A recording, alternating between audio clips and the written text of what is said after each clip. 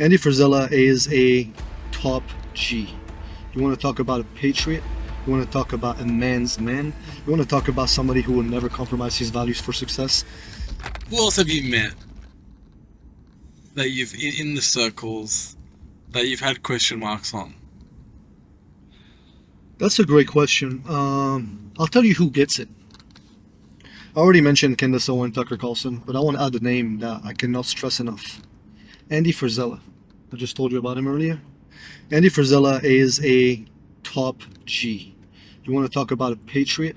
You want to talk about a man's man? You want to talk about somebody who will never compromise his values for success? You want to talk about somebody who built a business, a solid business with integrity, with respect, with pride. I mean, the guy is a real man. That's all I can say. If you don't know who he is, go look him up. Andy Frisella. He's got his podcast is Real AF, the real Andy Frisella, or Real as Fuck. He's so real, man, and he's a guy who's not afraid to speak up. And he, he was pro-Trump just like I was, but he's not afraid to criticize what Trump is doing right now with foreign policy. So, again, I think a lot of people, the ones that don't get it, a lot of them, I don't think it's just based on like you can tell it's ignorance. It's not hatred, because I have a lot of friends that are conservative Republicans that are amazing people. When I talk to them about what happens, what's happening around the world, they're like, "Really? We didn't know that. We don't understand this. Are you for real?" They're shocked. They're like, "Really? Is that what we're supporting right now?" I'm like, "Yeah." And they're like, "Damn, we didn't realize that." So a lot of them, they have good hearts.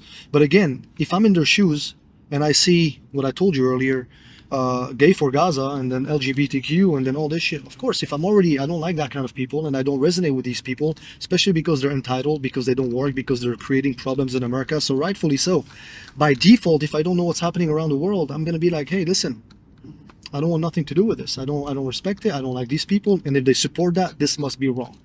So again, I think a lot of it is not hatred, but it's just ignorance. Mm-hmm. There's a lot of ignorance in America. 100%. Yes. They think they can't even. I remember I was watching Jimmy Kimmel and they were like asking people, "Name 3 countries." Oh my God. And they're like, "Is Hawaii a country?" It is so sad, man. It's embarrassing, for sure. America is just very isolated, and they've done a very good job at brainwashing people that, hey, this is the best place in the world. You don't need to go anywhere. Everywhere else sucks. Everywhere else is dangerous. Everywhere else there's crime. Don't go there. So 60% or 70% of Americans don't even have a passport. So, wow. Yeah, go figure.